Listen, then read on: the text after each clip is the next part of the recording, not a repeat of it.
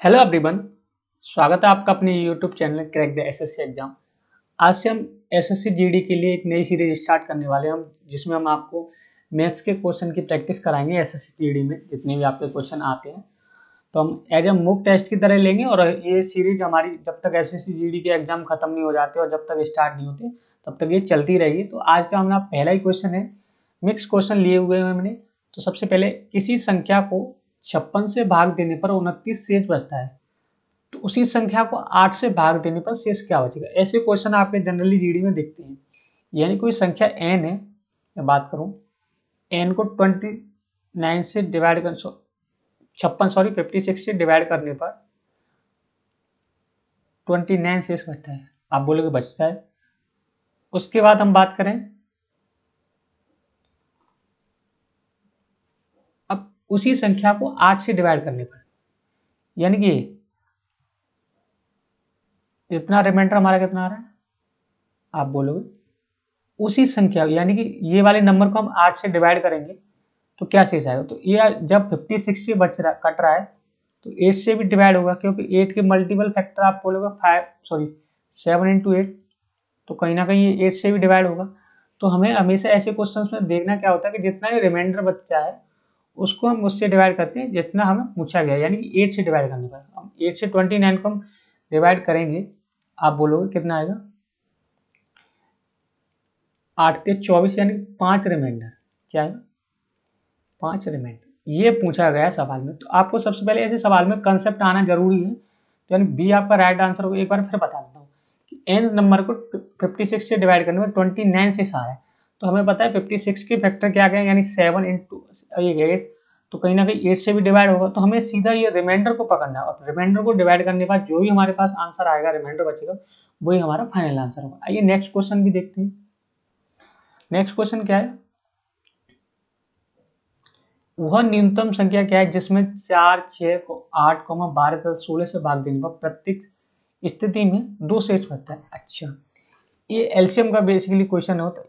इससे ऑप्शन से भी जा सकते हो आप, यानी कि हम इस संख्या से सबको डिवाइड करने पर देखें कि 2 शेष किससे बच रहा है। तो एक तो अगर हम बात करें 4 से कटने पर, डिवाइड करने पर 2 शेष बचेगा, ये वाला ऑप्शन उठा लें। ये नहीं होगा, ये नहीं होगा और ये नहीं होगा। तो हम बात करें या फिर कैसे कहते हैं हम इसको, क्या number of LCM, number of LCM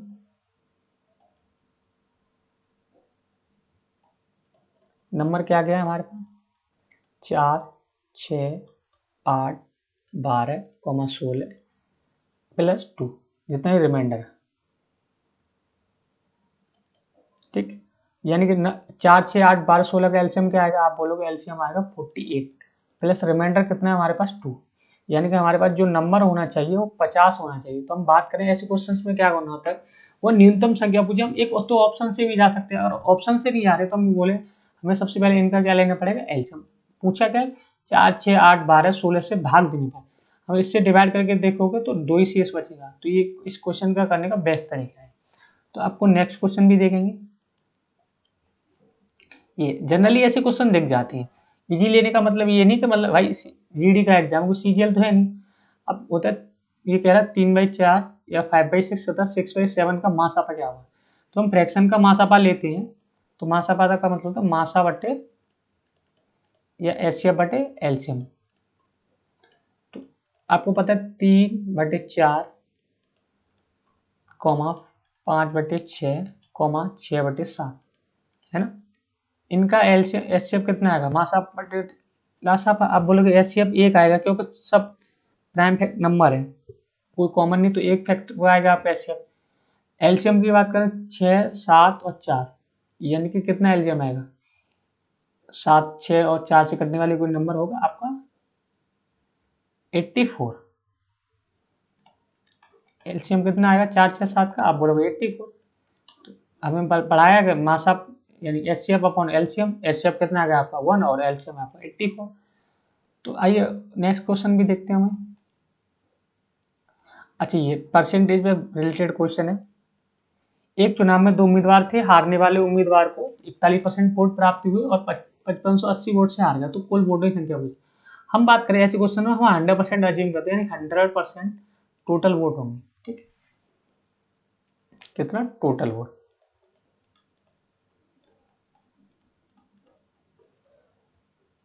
total vote जिसमें से आप बात करोगे 41% लूजर को मिल रहे हैं, तो इसका मतलब 59% विनर को भी मिलेंगे, हम बात करेंगे। ठीक, लेकिन वो कितने परसेंट 5580 वोट से हार भी रहा है, 5580 वोट से हार रहा है, यहाँ पर कितने ऐसे हार रहे हैं आप बोलोगे 18% से। 18% की वैल्यू सवाल में दे रखी है आपके 5580, यहाँ से 1% की वैल्यू निकालेंगे हम, यानी कि 31, 310 आएगी, तो 100% की वैल्यू कितनी होगी आप बोलोगे, यानी कि 31,000। यही आपका राइट आंसर है जो कि बी ऑप्शन में दे रखा है। हमने बोला टोटल वोट हमने मान लिया 100%, इसमें से 41% लूजर को मिलने हैं, तो 59% विनर को मिलेंगे। मिलने के बाद भी वो 55 से 80 वोटों से हार भी रहा है, तो अब परसेंटेज में कितने परसेंट से आ रहा है, 18% से। अगर 18% के सवाल में वैल्यू दे रखी है 55 से 80, तो हम 1% की निकाल सकते हैं 310। 300 हमने टोटल वोट मान रखे थे आपने 100%, 100% मानने का तो टोटल वोट कितनी होगी 31 है। ठीक, आइए नेक्स्ट क्वेश्चन देखते हैं। अब जैसे एक मशीन की कीमत में 16.66% की बढ़ोतरी हो जाने पर 4900 रुपये हो जाती है, तो मशीन की कीमत क्या होगी। तो 60.66 का मतलब होता है 1/6, 60.66 का मतलब होता है 1/6, यानी कि कोई चीज 6 से बढ़ रही है ना, 6 से 7, यानी 7/6 हो रहा है। बढ़ जाने के बाद कितनी कीमत हो रही उसकी 4900 रुपये, यानी कि 7 की वैल्यू सवाल में 4900 दे रखी है, यानी 1 की वैल्यू 700, ये मान पूछा, 6 की वैल्यू पूछी, यानी कि 4200 रुपये, जो कि आपका बी ऑप्शन है। हमने बात की एक नियत मशीन की 16.66% की वृद्धि हो रही है, इसका मतलब होता है 1/6 फ्रैक्शन में 1/6 होता है, यानी कोई चीज 6 से 7 हो रही है, 6 से 7 होने पर कितना हो रहा है 4900, यानी 7 की वैल्यू सवाल में दे रखी है 4900 रुपये, तो हमें 6 के निकालनी है 4200 रुपये।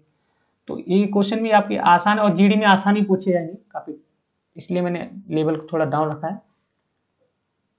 ठीक है, अब जैसे ये सवाल ये वेरी इंपॉर्टेंट है, क्योंकि ऐसे क्वेश्चन जनरली रिपीट होते हैं आपके एग्जाम में। यानी कि 33 वस्तुओं का क्रैमूल, यानी 33 वस्तुओं का एसपी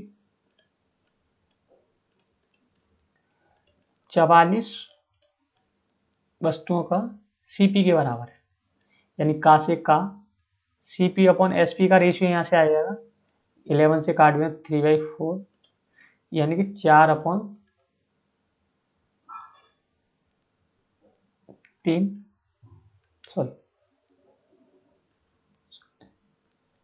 कितना आएगा, सीपी आपका आएगा 3 और एसपी आपका 4, यानी कितना बेच रहा है 3 की लेके आ रहा है 4 में बेच रहा है। आप बोलोगे 1 रुपये का फायदा हो रहा है कितने पर, 3 पर, 1/3 इतने के बराबर होता है, आप बोलोगे 33.1/3%, यानी कि इसको हम ये भी बोल सकते हैं 33.33% भी बोल सकते हैं। तो ये भी क्वेश्चन काफी आसान था। नेक्स्ट क्वेश्चन और देखते हैं।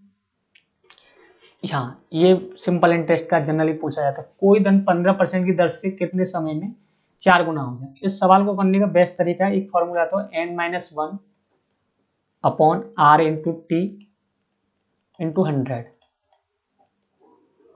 ये सवाल हो, यानी पूछा कितने 15% का 4 गुना, n कितना है आपका 4, तो 4 - 1, r कितना दे रखा है हम पे, आप बोलोगे 15 इंटू 100, तो यहाँ से आएगा 3/5 मल्टीप्लाई 100, तो 15, 3 से 5 टाइम से आएगा और ये 20 टाइम, यानी 20 साल में 4 गुना हो जाएगा। ये इसका फॉर्मूला आप लिख लोगे तो आपको अच्छा भी लगेगा, और आपके एग्जाम में रिपीटेड होते हैं ऐसे क्वेश्चन। वो मेथड से भी जा सकते हैं, लेकिन मैंने ये बताई एज ए फॉर्मूला या ट्रिक कुछ भी बोल सकते हो आप। तो हमने बोला n-1 upon r into 2 into 100, तो आपने n की जगह 4 मान ली, n हमारा 4 है, 4 -1 अपॉन 15 यानी 100, 3/15 मल्टीप्लाई 100, 3 से हमने 15 को कट किया 5 बार, 5 से हमने 100 को किया 20, यानी ये 20 साल में 4 गुना हो जाए। आइए नेक्स्ट क्वेश्चन देखते हैं। अच्छा, चक्रवृद्धि ब्याज सीआई का भी क्वेश्चन ले रखा है, 7500 रुपये के 4% की दर से 2 साल में कितने परसेंट चक्रवृद्धि ब्याज देगा।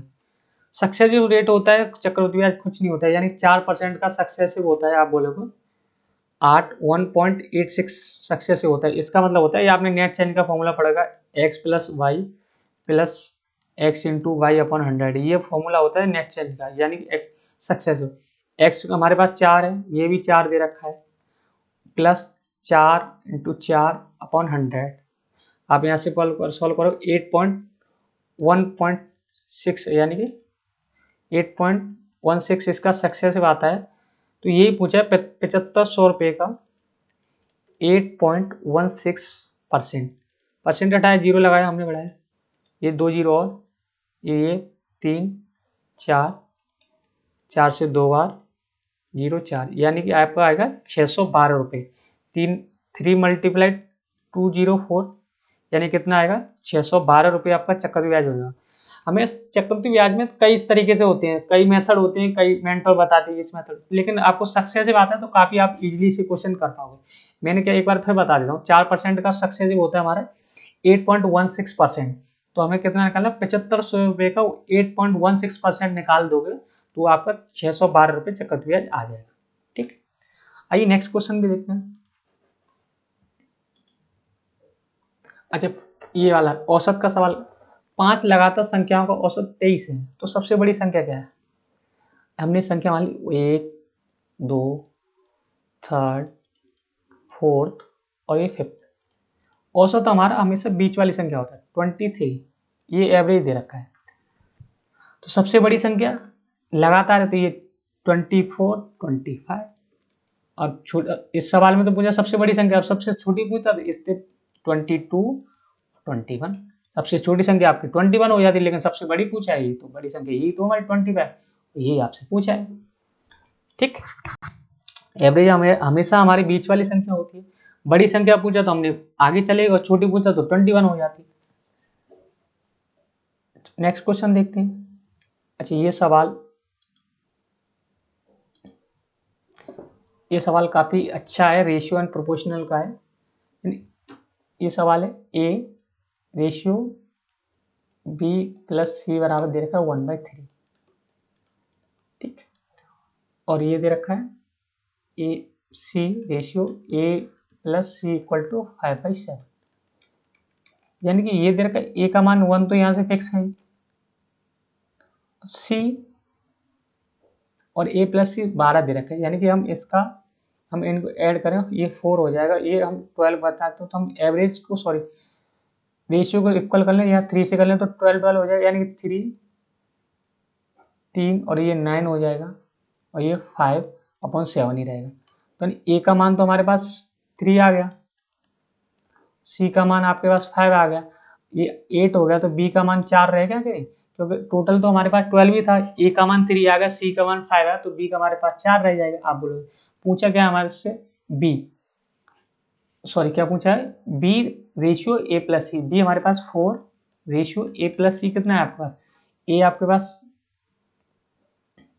3 और आपका सी कितना है आपके पास 5, 3 + 5 यानी कि 4 रेशियो 8 हो जाएगा। इसको हम क्या लिख सकते हैं 1/1/2, जो आपका बी ऑप्शन है। हमने ए और बी को क्या किया, इक्वल बना लिया, क्योंकि हमें यहाँ ए की वैल्यू तो फिक्स थी, हमने ऐड करने का 12 बना लिया हमने टोटल, तो ए की वैल्यू हमारी यहाँ से 3 आ गई और सी की हमें 5 देगी, तो बी की ऑब्वियसली बात आपकी 4 होगी। नेक्स्ट क्वेश्चन देखते हैं। अच्छा, ये वाला मिश्रण का सवाल है।